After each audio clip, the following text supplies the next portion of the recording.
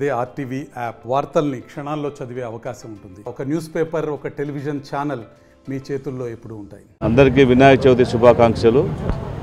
ఈరోజు అనంతపురం నగర నడిబొడ్డులో 42వ వార్షికోత్సవ సందర్భంగా ఏర్పాటు చేసినటువంటి వినాయక ఉత్సవ సేవా సమితి వారి సమక్షంలో ఈరోజు వినాయకుని పూజ ఎంతో గొప్పగా చేయడం జరిగింది.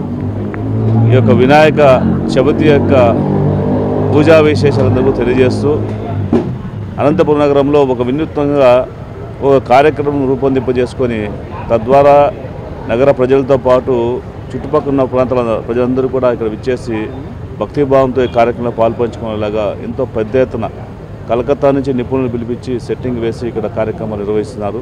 ఇది ఆనవాయితీగా ఉంది. అందరూ కూడా ఎదురు చూస్తూ ఉంటారు, వినాయక చవితి ఎప్పుడు వస్తుందో ఇలాంటి కార్యక్రమం చూద్దామని చెప్పేసి. సో ఉత్సవ సేవా సమితి వారందరికీ కూడా ప్రత్యేక ధన్యవాదాలు తెలియజేసుకుంటూ, అదేవిధంగా ఈరోజు మనందరూ కూడా ఒక ఇబ్బందుల్లో ఉన్నాం. ఆంధ్ర రాష్ట్రంలో విజయవాడలో జరుగుతున్న వరదల వల్ల చాలా నష్టపోయాం కాబట్టి భగవంతుని యొక్క కృప వల్ల తిరిగి తొందరగా నారా చంద్రబాబు నాయుడు గారి ఆధ్వర్యంలో విజయవాడ నగరాన్ని మళ్ళీ మామూలు స్థితికి తీసుకొచ్చే ప్రయత్నం జరుగుతూ ఉంది.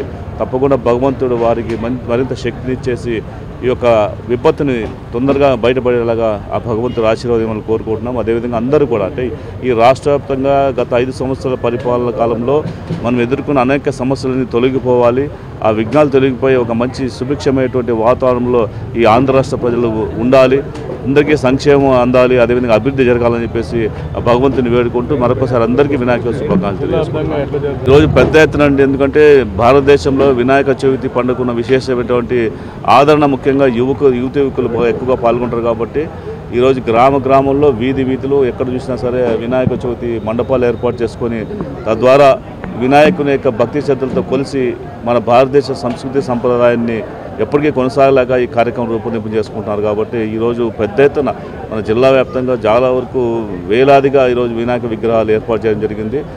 అనేక రకాలుగా ఈరోజు పోలీసు వారు కావచ్చు, లేకపోతే స్థానిక ఉన్నటువంటి వార్డు మెంబర్స్ కావచ్చు, లేకపోతే స్థానిక ప్రజలు కావచ్చు, ఒక సిస్టమేటిక్గా ఈరోజు కార్యక్రమం నిర్వహించుకొని ఎటువంటి ఇబ్బందులు లేకోకుండా ప్రశాంతమైన వాతావరణంలో నిమజ్జనం జరిగేలాగా ఈరోజు అందరూ కూడా కార్యక్రమాలు ఏర్పాటు చేసుకుంటున్నారు.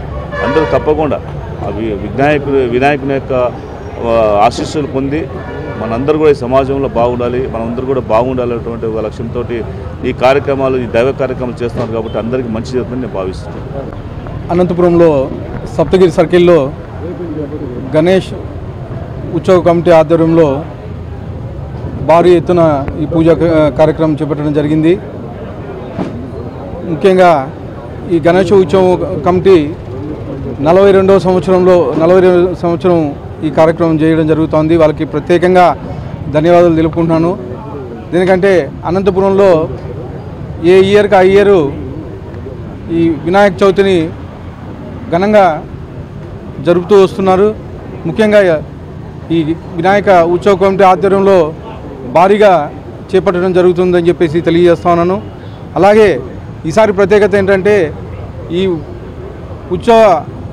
వినాయక ఉత్సవ కమిటీ వాళ్ళు కదలికలతో ఈసారి విగ్రహం ఏర్పాటు చేయడం జరిగింది. ఒక్కొక్క కదలికకు ఒక్కొక్క కథ చెప్తున్నామని చెప్పేసి తెలియజేయడం జరిగింది. అలాగే ఈ అనంతపురం నగర ప్రజలందరికీ, అలాగే నా రాష్ట్ర ప్రజలందరికీ వినాయక శుభాకాంక్షలు తెలియజేస్తూ ఈ అవకాశం ఇచ్చిన శ్రీ గణేష్ ఉత్సవ కమిటీ వాళ్ళకి ధన్యవాదాలు తెలుపుకుంటున్నాను.